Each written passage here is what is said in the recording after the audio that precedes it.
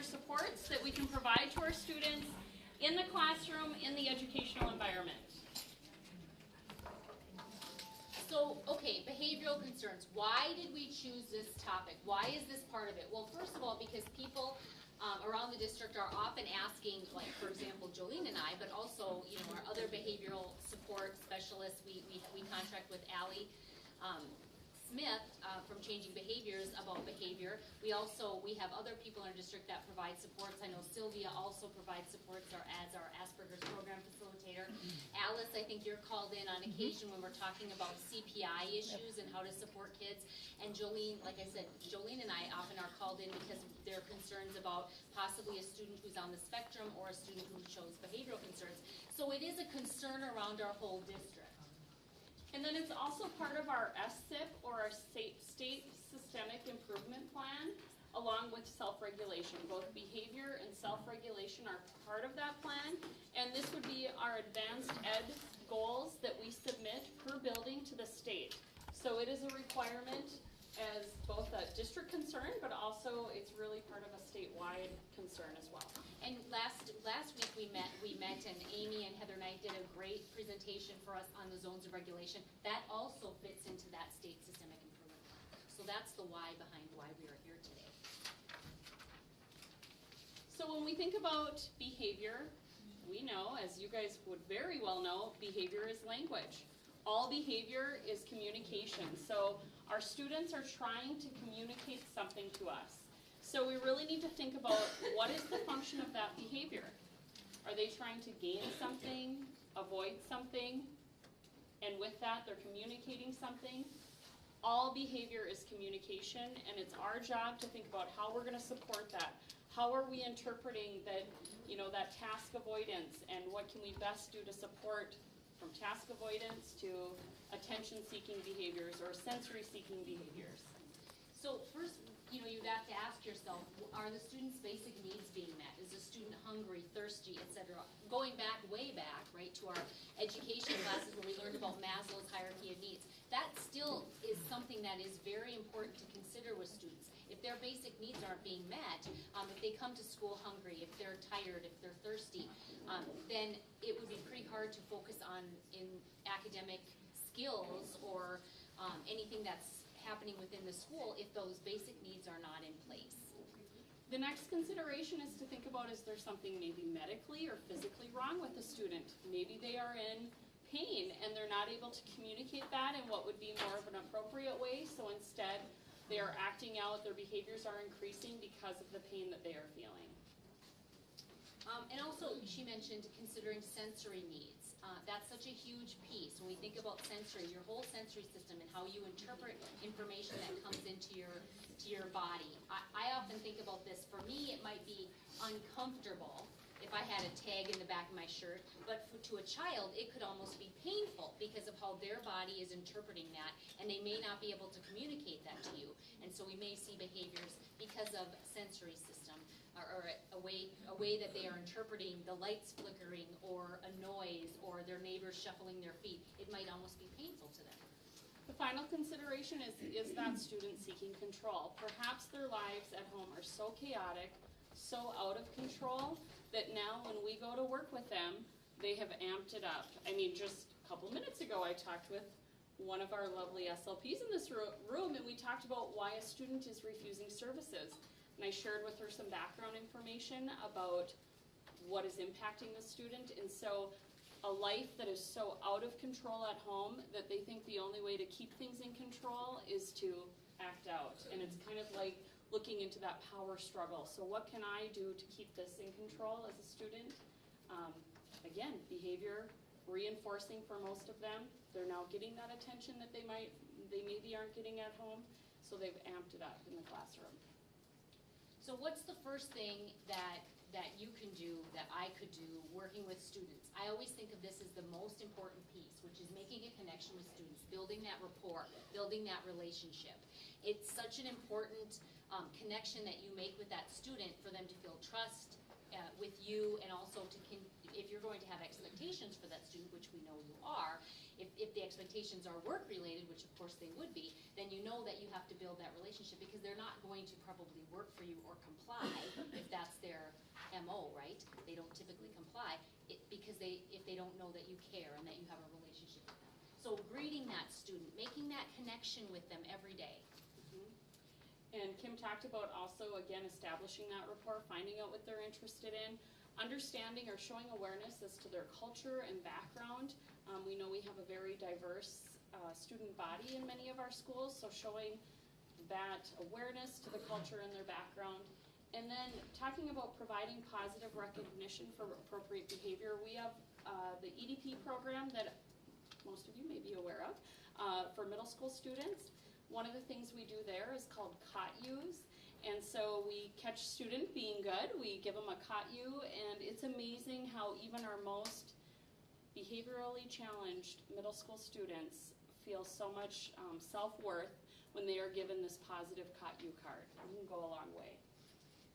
And further, just recognizing that student as an individual, knowing that you have made a connection with just that student, not thinking about their siblings or any, just recognizing that student and recognizing what is a motivator to them. You know, just speaking, you know, today with different people talking about what is motivating for that child, asking their parents, what do they really like to work for? Talking to the child, doing like reinforcement inventories, finding out what is motivating to them and building that into your intervention working with that child, and knowing that if you need to have a reinforcer, that could be part of your plan. And then finally remembering that each day is a fresh new start, not dwelling on what happened in the past, not holding a grudge, but rather you see that student the next day, welcoming them into your classroom with a smile and starting each day new.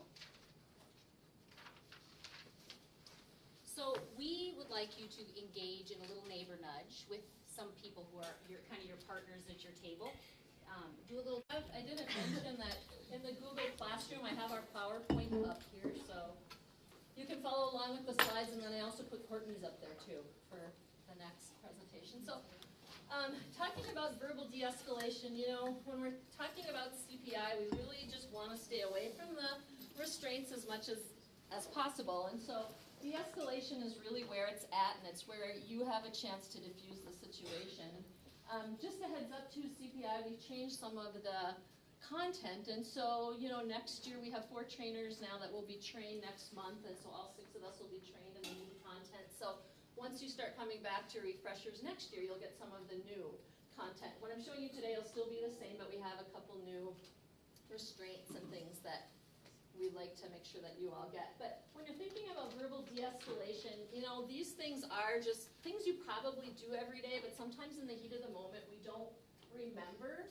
And so one of the tips is to be empathic and non-judgmental, and I think we all really try to be that way, but sometimes when a kiddo is escalating and it's been their pattern and you've seen that day after day, it can be hard, but just remembering that whatever they're going through, because they're escalating, is going to be to them one of the most important things that they're going through at that time. And so to try to make, you know, to try to make it seem less than it is isn't going to work, because even if it's just the fact that they left their backpack at home, that can throw off the whole day, or just something that happened before you even got to school. So just remembering to be empathic and non-judgmental, that's one thing we can do. Another thing, and this is always big, and we always talk about, is respecting personal space, and that still is one of the biggest things that you can do.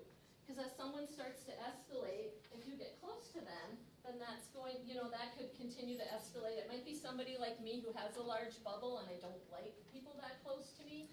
And so really getting to know your kiddo and then knowing how much personal space then can they handle, or always maybe erring on the side of caution and just assuming that they can't handle a lot of personal space if they're starting to escalate. So always remember that, and remember too that sometimes even things like backpacks or things that they might bring to school, that's an extension of them too. So if you happen to move their backpack or get close to some things that they hold really dear to them, then that might also be considered, they might still escalate because that's considered part of their personal space.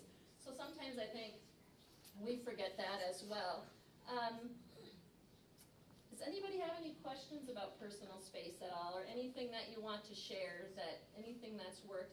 And remember, sometimes, you know, like gender can make a difference, the history of the child can make a difference, male versus female. There's just a lot, cultural, size, so there's so many things to consider when you think of personal space. But I think as we look at some of the incidents that have happened in the past, not all, but a good amount of them, I think we can de-escalate if we give some space. So that's one thing. I think if you're going to remember all 10 of them, one of the most important is personal space. Use non-threatening nonverbals. You know, as somebody starts to escalate, even with hands on hips, to somebody who's escalating, that can seem aggressive. And so kind of remember that too, is, you know, the way that we're using our body. People might be trying to read more into it than you intend, but that can continue to be an escalation. So a lot of times we'll say, you know, neutral body, you know, keep your hands to your sides. If you can be off to the side. I think if you've been in our classes, you know that that's for your safety as well as the students. But, you know, it's non-threatening this way as well. So I think just remembering our nonverbals. A lot of times I used to stand with my hands in front, and even some of this can be more threatening. So now you'll see me a lot of times I carry something in my hand or I'm holding something. If you've taken Envoy, people have said that that works really well, using some nonverbals with Envoy that are non-threatening. But, you know, sometimes we just forget, especially if a student's starting to escalate. You need to listen, you know, and then that coupled with our voice that might be a little bit escalating as well, that can continue to escalate the situation. So remembering non-threatening nonverbals. And I get it, in the heat of the moment, 10 things to remember is a lot. But even if you can remember some of these de-escalation tips, it might stop us from having to do a restraint. So we're going to do an activity. Now you've probably done this before if you've been in our CPI class, but I want you to find a partner and stand across from them and just practice getting into each other's bubbles and just feel what it's like. And the reason we're having you do that is because you'll notice some people can handle more personal space than others. You know, like for me, if you come up to me, I'm going to be backing away, but somebody else might be able to handle somebody right in their face and it doesn't bother them. So just find a partner, practice, you know, getting into each other's personal space and just kind of think about what's comfortable for you and your partner. And granted, I know we all know each other, but still, it's just something to be aware of. So let's just try it. Can anybody tell me, like, who in here does have a small bubble where you don't mind people close to you? Is there anybody that's willing to share?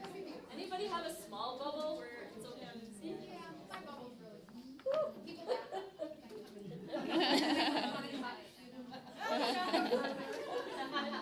And then if you would be coming by me, I'd be going. Yeah, and I have a huge bubble, which you've probably heard me say, but you don't know that about people until you get to know them. So that's why I say to err on the side of caution that they have a large bubble until you get to know them. Because if you come barreling in gangbusters at me, holy cow, I will be this way over here. And you might notice, you know, subtle like nuances too. Like if you don't know me and you're getting close to me, I'll probably just start doing this. And then I might move off to the side and kind of do it, and then hoping that they'll stop. This is how my mind works. Hoping that they'll stop, and if they don't, then I might do this. And I try to do it subtly, but it's eating me up inside, not to run. and I'm not escalating. You just keep moving into her space. I don't know, people touching like, oh. So, you know, the 6 kids thing, I really do wonder about that. So, yeah, so you really just never know what kind of bubble somebody has. So err on the side of caution. Okay. Tip number 4, avoid overreacting. The studies have shown that, you know, when we overreact, then, you know, we do things without thinking. There's a chance that we as professionals may do something that we don't intend to do, either verbally or physically. So overreacting, it's hard. You know, if a student's yelling and screaming and swearing at you and calling you names, not to overreact. But when our adrenaline gets going, sometimes that's when it's the fight or flight, and we might, you know, do things that maybe we didn't intend just because of the heat of the moment. And that's the same with the child too, because when a student starts to escalate and they're losing their rationality, we really have to be careful, because at that point it's just too many unknowns and you're not sure what could happen or what the outcome will be. So we really need to de-escalate as we can, and really the best time to try to de-escalate is when they're anxious or when they're defensive. But if they've gone beyond that, and you can't rationalize with them any longer, then you just need to keep everybody safe. So that's the things you need to look for is if they've gone beyond anxious and defensive and you set limits with them and they're not cooperating, that means that they've gone beyond defensive and they're irrational. And so that's when you need to take your other precautions. But if we try these things ahead of time, there is probably a good chance that we can de-escalate. And if not, it's good to have this as documentation. Because what we've been hearing over and over is document. So if there is a situation that you can say, these are the things that I tried to do to de-escalate and this is what happened. Because that's, in the litigation world, it's the documentation that will be the thing that they'll look for. So, okay, focus on feelings. Sometimes you can kind of hear kiddos say things or adults say things when they're anxious or angry that you may not have heard before. So if they make a comment about a relative or a friend or just something, maybe you can look into that a little bit more. Sometimes things slip out when we're angry, and that might give us a clue to what could be going on. Ignore challenging questions, because if they're anxious or defensive and they know you pretty well, they're going to try to get your goat and try to, get you upset or anxious to try to get the attention off of them. So if they ask you a challenging question, the best that you can is just to try to redirect or say, we'll talk about that later, this is what we're doing now, not giving them too much attention, because that's really what they're trying to do, is to ask you challenging questions so that, it takes the pressure off of them and they're starting to escalate at that point. Set limits, again, this is the best time to do it, and, to be as simple as clear as possible. It's this or that, and then that's it. If they're starting to lose their rationality, they're not going to be able to handle a lot of language because the language kind of goes out the window at that point. So if you can, setting limits will probably be one of the best things that you can do if they're starting to get irrational. And some of the wording that you can use is if-then statements work really well because it's straight and to the point, or when-then are also some other phrases that you could use, and then making sure you follow through. So especially with our kiddos who have a difficult time with language, the less language, the better. And for really anybody that's escalating, the less talking, the better. Choose wisely what you insist upon, because we have to follow through with it, because kids figure out pretty quickly if we don't, that we're not going to follow through. Oh, they're not going to do it anyway, So the pattern will continue. And we all make mistakes, Sometimes we say, set a limit and we have to follow through on it, and we wish we wouldn't have set that limit, but you will learn with experience, because setting limits is not easy, especially because every kiddo might handle a limit differently. What they'll respond to is different. Tips 9 and 10 are really big ones too, I feel like. Allowing silence for reflection, and that's hard for me sometimes because I am a talker, but you know what? If you can just nobody talk, sometimes that'll just give them the time to escalate. I've seen kids escalate and they'll say, stop talking, and adults keep talking. And so that's a clue right there, when you think about, focus on feelings. If they're telling you to stop talking, I think that's probably what you need to do at that point, because they're just escalating. And so silence can be big, and then also allowing time for decisions, because thinking about the processing time, when we escalate, our processing time goes down. So they need more time to reflect on what are my choices, and then give them time to make that decision. So that's really, 9 and 10, and then personal space. Those are probably the three biggest, but they're all important, but just remembering personal space, silence for reflection, and giving them time to process can really, I think, stop a lot of the difficulties that we have. Does anybody have questions for me? These will not change from our class, that our new CPI training that we're going to be doing, but because these are tried and true. So, just if you can remember any of them, personal space, silence, and time. So, any questions at all that you guys can think of? Okay, if you think of some later, let me know, or any situations we can brainstorm. Okay. Okay, so this is hard for me because I'm a speech pathologist. So like Alice, I like to talk, but thinking about talking without words, and what do we communicate with of our bodies and our voice, that is message to students. So we found this graphic, which if any of you have done Envoy, I think in Envoy they talk about a statistic of around 80%, maybe a little bit over 80% of what you communicate is nonverbal. But we found this statistic too, and I think it was a research study done by Dr., and I'm probably mispronouncing this, but Moravian. He wrote a book about silent messages, and what he talked about is that up to 93% of what you communicate is actually nonverbal. So 55% would be that actual nonverbal piece, and then 38% is your vocal, your tone of voice. So that leaves only 7% of your message actually being your words that you share with students. And so this was an astounding statistic to us, and to really pull off of what Alice had just talked about, you know, your body language, what you're communicating, what you're saying to kids, even though your words may not match that. I could come over to a student and, you know, it's really nice to see you today. I mean, I am excited to see you, but that is not conveyed, and my body language and my tone of voice gave a different message, and that could be very confusing to kids, especially if they struggle with interpreting that message.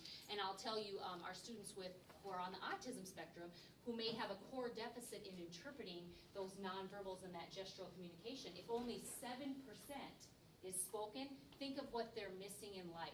It's a huge amount of communication that they're missing. So we just thought that that was a very important statistic, and to share about what you're communicating with your body. Right. Again, so much of what Kim said, I mean, from our posture to our facial expression to our clothing choice, eye contact, and for some students it's favorable, for others it may not be favorable to have eye contact. Our gestures, again, just your overall appearance, to think that you're communicating 55% of what they would receive is just, you know, how you are appearing to them. So then when we think about the words that we do use, we would say words have so much power. I mean, 7% then of our communication is talking with words. And so what we've talked about is choose your words very wisely, especially with students who have that core deficit in language, in communication, students with behavioral, social, emotional needs. We need to really be mindful, thoughtful when we are choosing which statements, which words to utilize with them. And so the first part we're talking about is using reflective statements. If we are seeing that a student is escalated in their behavior, showing that support, I can tell you are upset. Showing that you know, you can relate to them. You are observing that they are upset. Maybe paraphrasing. So they are telling you why they are angry. So what I'm hearing you say is you're angry because you lost your homework assignment. Paraphrasing and reflection statements. Kind of validating their feelings, and that you have heard them, and validating them in that way that they know that they have been heard, is really important for hopefully de-escalating a situation when you have a student who's upset, and also continuing to build that rapport with that student. Pausing, I think Alice really nailed this when she was talking about having less verbal. You know, offering pauses, only offering one instruction at a time. Because I think all of us would know and realize after working with kids when they're escalated is that they are probably not processing what you're saying to them. And so if you continue to offer a different instruction or directives to them, they're probably not even capturing what you're saying or your meaning. So offering a direction or a statement and then just pausing and waiting and allow them time to process it, you're most likely going to have more success with them following the direction. Making sure to always avoid sarcasm, and even thinking about your tone of voice as you are delivering some message, just as Kim said, well, of course I'm happy, or I am in a good mood. I mean, really thinking about how that is being interpreted by the student. If you are using any metaphors or figures of speech, making sure to explain them. As we know, students on the spectrum, it can be very confusing to hear figurative or language or figures of speech, that if you are utilizing that, making sure to explain it. Being really direct in your statements, instead of saying don't run, maybe saying something like walk please or walk, because if a student has a language impairment, for example, and doesn't understand not, and you say don't run, you're actually in their mind they might say, well, you know, Mrs. Majeka said I should run, so that's what I'm gonna do, because I follow her directions, right? Instead of understanding that they maybe just didn't process that piece. And also being really specific about it. Instead of saying, can you sit, saying, I need you to sit down. Because I remember a story I heard of a student who the teacher actually said, can you sit down? And the student's like, yes. And he just kept right on standing. Because he does have the ability to sit, but he's not gonna do it right now. And so just being aware of asking questions, be cautious about that, because you may not want the answer to that question. Instead of just being direct, I need you to sit down, and making it less confusing for students. As we talked about, some of our most escalated students are trying to seek control. So if you have a student that is in that frame of mind, offering that student choices, and the choices that you would put out there, both of them you can live with. Both options being acceptable. So your choices are this or this. You can either do this or this, which again, you're fine with either option, but now they're given that control to choose. You'll likely have much more compliance if they are given just that little bit of power. And then lastly, and I kind of alluded to this earlier, is just allowing that processing time. I know it is so hard, and I'm guilty of this myself because I am a talker. It's hard for me to just be like, okay, I'm not gonna say anything. I'm just gonna let it lie. And allowing that child to process. It is challenging. I see many people smiling. It's hard for us to do because we think we're just gonna keep giving them more. But if I just tell them to do this, if I just give a little bit more, but it really can really escalate the situation. And Alex said, you have to really pay attention. If they're telling you to stop talking, you might feel like, well, that's really disrespectful, and it might be, but that may not be the time to expect that and demand respect. It may be another time where you can do a social skills lesson about how you talk to different adults, but that may not be the moment that you demand that. So also thinking about our students who have challenges in emotional, behavioral, social concerns, we know that if we can provide an organized, supportive, a visual environment for them that can spearhead and be a much more proactive way of possibly avoiding future behaviors. And so really the first thing that we highly recommend is having visual supports that would include that student's schedule, whether it be in a picture format, maybe it's pictures they prefer, with times listed on there so they know what is expected and what they can anticipate. Many students have anxiety about what is happening next. I know for myself, if I did not have my calendar on my phone or on my computer, I would be very dysregulated because I wouldn't know where I need to be at what time. I would think all of us in this room are anticipating to be done by 5:30, no later than 5:30, maybe sooner. And if we just kept going and going all night, I would think that would dysregulate some of us in here. So again, for our students, we know that having that visual support, that daily schedule can really support them and be a proactive way of preventing possible behaviors. Right. And I know it's so challenging because a lot of times it's out of our hands. I think sometimes regular ed teachers, it's hard for them to comprehend the need for a personal visual schedule. I know a lot of times I will hear teachers say to me, well, they know their schedule. And okay, that may be true. However, you just said to me that they're struggling with transitions. And if I hear that they're struggling with transitions, I would say the first thing to attempt would be to offer a visual schedule to that student, because they're obviously having some anxiety or stress about knowing what's going to happen next. They're having some stress about knowing when this shall end and knowing when they're going to get to go to gym and when is the bus coming. And if they have a visual schedule, that helps students to reduce some of that stress, reduce some of that anxiety, and to prepare for what things are going to happen. And so I know that that's a hard piece, but just all of us having the mindset about that, because we also rely on schedules to help us to stay organized and to be able to, as you said, regulate. Mm-hmm. Another thing, of course, we'd want to utilize are those positive nonverbals in the classroom. That smile, a thumbs up. Some of our students like a little fist pump, Right. Chicken wing, yep. I know. I've heard that too. So utilizing those can be very positive for many of our students. And just having posted rules that are, or explaining to the student the posted rules that are around the school or in the classroom and what the expectations are for that student, and offering them reminders of, in this class, these are the expectations. This is what you need to do in this class. is very important, because I'll tell you, a verbal is very hard to fade. For those of you who, I would say working with students on the autism spectrum, visuals are such a huge piece, but I think they are for all students, because I can say it once and then it's gone. It is not going to stay there, my words are not gonna stay there forever.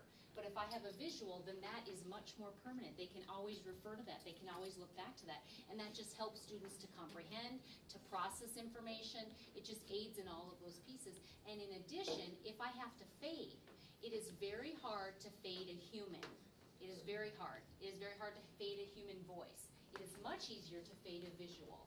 And so thinking about those hierarchies of how we fade prompts, knowing that fading me would be much more challenging than to just fade a visual support. So we are going to do another turn and talk activity with a neighbor. Discuss how you're utilizing. Have a display of visuals here. From the shh to stop and ask one question. Sit in your chair, hands in your lap, stop and think, that's what I think, yeah, etc. So That's a good idea. easy to Great, just pull it right out. That's right. You have them with you always. It makes me think, I don't know if anyone remembers the smocks. Remember when everybody had the smock and you had all those visuals around you, and you could just pull them off at any moment, that you could just have a visual. You're like ahead of the game. It's neat and looks nice and tidy. That threw, And you can still be fashionable. no way, that threw style right out the window.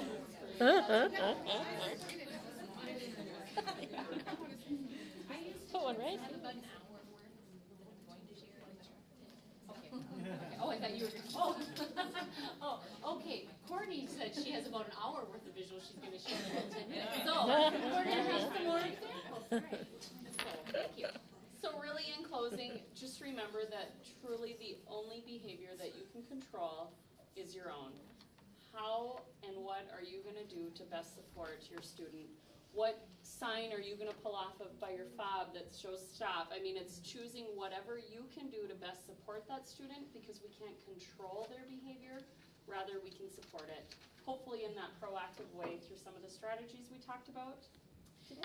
And as we mentioned earlier, just starting each day fresh and new, not holding grudges, knowing that every day is a new day, and we just have to let whatever happened yesterday go, and today's a fresh start. And so the student knows when they come in that you're always going to greet them with, with a smile and welcome to our school.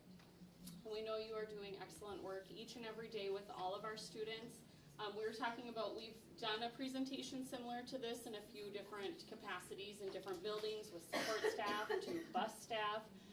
And this group is just, it's so easy to present here because you guys already know this. Much of the information I think that we provided today is just really justifying what you're already doing, and hopefully that you're continuing to share this with the staff that you work with in your buildings, and of course carrying this out with our students, because we know that we're achieving excellence by educating and empowering all of our students to succeed. So thank you so much, and if you have any questions, We're here. we are here to We're help. going to take about a 10-minute break.